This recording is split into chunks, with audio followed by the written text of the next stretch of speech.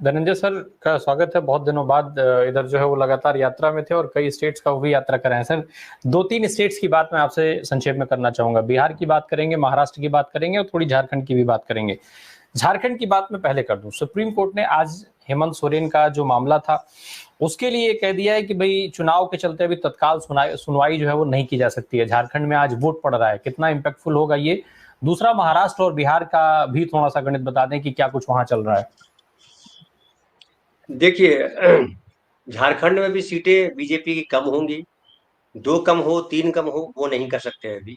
लेकिन लड़ाई है, इस बार फाइट है। पिछली बार 2019 के चुनाव में फाइट नहीं दिख रहा था और ऐसा लग रहा था पुलवामा तो अपनी जगह है, मोदी जी के प्रति भी मोह भंग हुआ नहीं था लोगों का। संविधान को आज जिस तरह से खतरा बताया जा रहा है और जिस तरह से आरक्षण खतरे में है उसकी वजह से, वो पिछली बार ये सब चीजें नहीं थी।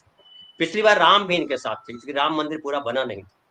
अब देखिए ये जो आपके आदित्यनाथ जगह जगह बोल रहे हैं इटली में मंदिर बनेगा कि जापान में मंदिर बनेगा। अरे गोरखपुर में पूरे गोरखपुर को मंदिर बना दो भाई, कौन रोक रहा है आपको। पूरा गोरखपुर मंदिर बना दो, पूरा उत्तर प्रदेश को मंदिर बना दो, 2-4 करोड़ मंदिर बना दो, कौन रोक रहा है आपको। पैसा आपके पास है, सत्ता आपके पास है। ये ताना जो मारते हो इटली में बनेगा, आप जाके इटली में बना दो, चांद पे भी मंदिर बना दे सकते हो। आप लोग तो इतने पावरफुल, बजरंगबली साथ में, रामचंद्र साथ में, कृष्ण साथ में, मोदी जी साथ में, चांद पे मंदिर क्यों नहीं बना सकते हो। बना दो जाके चांद पे मंदिर। ये गप्पी लोगों का गप जो है, इस बार देश की पब्लिक जो है ये जान गई है कि गप्पी है। गप के अलावा इनको कुछ नहीं आता। तो झारखंड में भी इनको झटका लगेगा। तेलंगाना की बात कर रहे थे, बहुत सही बोल रहे थे अजय भाई कि तेलंगाना में बीआरएस भी सीटें घट रही हैं और बीजेपी की सीटें तो घटनी ही हैं। बीआरएस फिर भी शायद कम घटे, लेकिन बीजेपी की सीटें घटनी ही है, क्योंकि जो ज्वार था ना, ज्वार भाटा जो समुद्र में आता है, तो ज्वार का टाइम इसका चला गया, अब ये भाटा है। तो भाटा जो है ये खींच करके जो इनके पास था वो भी खींच करके ले जाएगा। अब बिहार पे आते हैं। बिहार में आपने कहा कि आरजेडी की सीटें बढ़ेंगी या कांग्रेस की सीटें बढ़ेंगी। कांग्रेस को भी सीटें मिलेंगी। पिछली बार 1 सीट थी कटिहार की सीट, इस बार कहा जा रहा है कि कम से कम 3 से 4 सीटें कांग्रेस के पास आएंगी। हालांकि कांग्रेस को जिस तरह से वहां काम करना चाहिए था, कांग्रेस ने काम नहीं किया, क्योंकि उनके अध्यक्ष जिस तरह से हैं और भी नेता जो हैं, उनको जिस तरह से ट्रीट किया गया उसमें कांग्रेस थोड़ी कमजोर रह गई। लेकिन आरजेडी मजबूत स्थिति में, और जो नीतीश कुमार का वोट है उसका भी बंटवारा हुआ है, आरजेडी ने उसमें भी सफलता पाई है। एक तो एम वाई वोट में कहीं बंटवारा नहीं दिखाई पड़ता, समझ लीजिए इस बात को। तो जो लालू प्रसाद यादव का जो वोट बैंक है वो अपनी मजबूती के साथ खड़ा है उसमें, और जो फ्लोटिंग वोट है वो टूट करके आया है। जिस तरह से नीतीश कुमार कल जो है मोदी जी के साथ कमल का फूल और क्या लेकर के घूम रहे थे, इससे क्या हुआ, नीतीश कुमार की छवि भयंकर तौर पे खराब हुई और उनका वोट शिफ्ट हुआ है।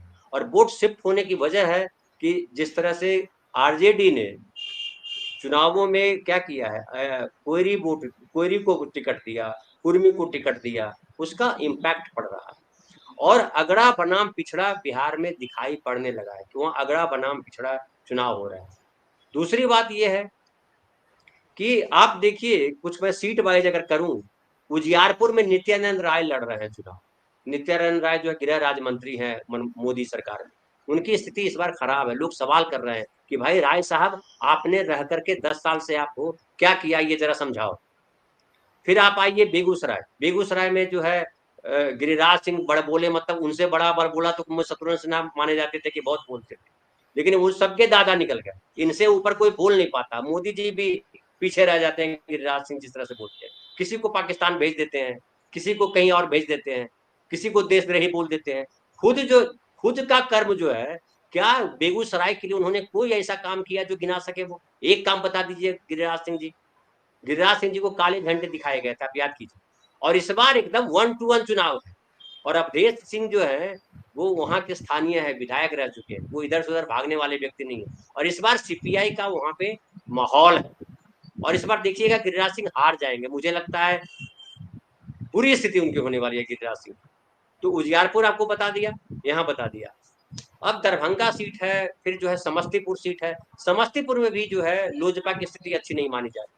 और वहां पे दिलचस्प चुनाव इस तौर पे है कि वहां देखिए नीतीश कुमार के दोनों मंत्री के बेटे और बेटी चुनाव लड़ रहे हैं। ये सामवी चौधरी जो है अशोक चौधरी की बेटी है, और जो सन्नी हजारी है वो महेश्वर हजारी जी के बेटा है। और महेश्वर हजारी जी का बेटा स्थानीय है, वहीं के रहने वाले, उनके दादाजी भी सांसद थे। तो इस बार वहां भी लड़ाई दिलचस्प है, और कोई ताजुब नहीं, वहां भी देखिए सन्नी हजारी जीत जाए। सन्नी हजारी जो है वो कांग्रेस के उम्मीदवार है। तो मुझे लग रहा है कि बिहार में भी इस बार बीजेपी के पास खोने के लिए बहुत कुछ है। जनता दल यू को भी खोना है, लोजपा को भी खोना है। जिसे लोजपा के लिए रोसड़ा सीट, ये रोसड़ा समस्तीपुर सीट जो है, खगड़िया सीट लॉस कर रहे हैं। बहुत कोई ताजुब ना हो जमुई सीट लॉस कर जाए, ये स्थिति जो पिछले पहले चरण में चुनाव हुआ है, तो वहां भी इनकी स्थिति खराब है।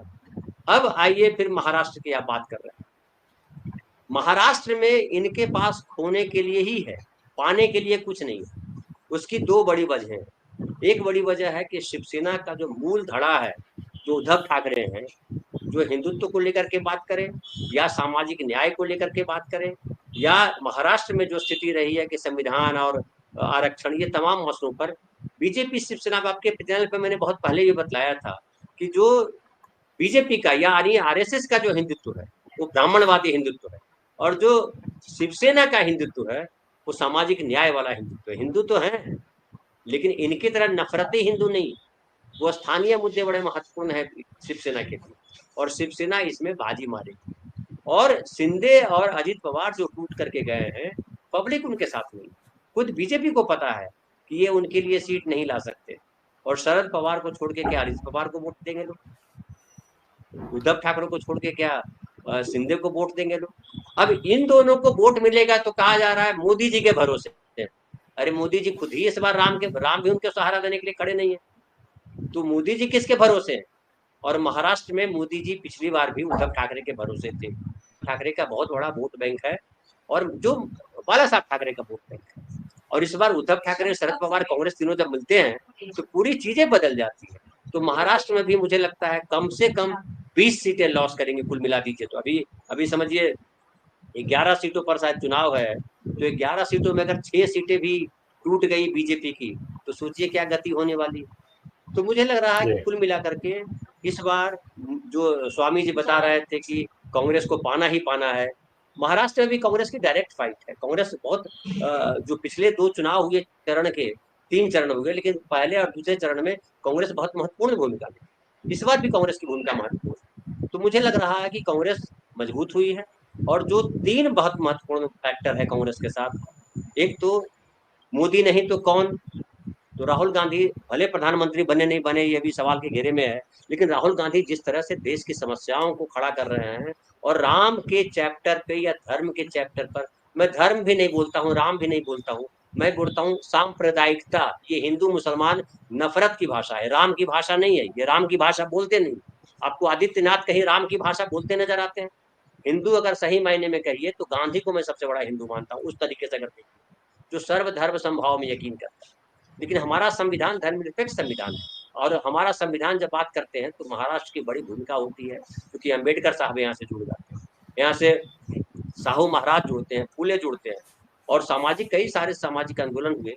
और मुझे लगता है यहाँ पे बीजेपी को बहुत बड़ा झटका लगने वाला है, और महाराष्ट्र, बिहार, झारखंड, तीनों जगह पे बीजेपी को झटका लगेगा, ये तय मान जी।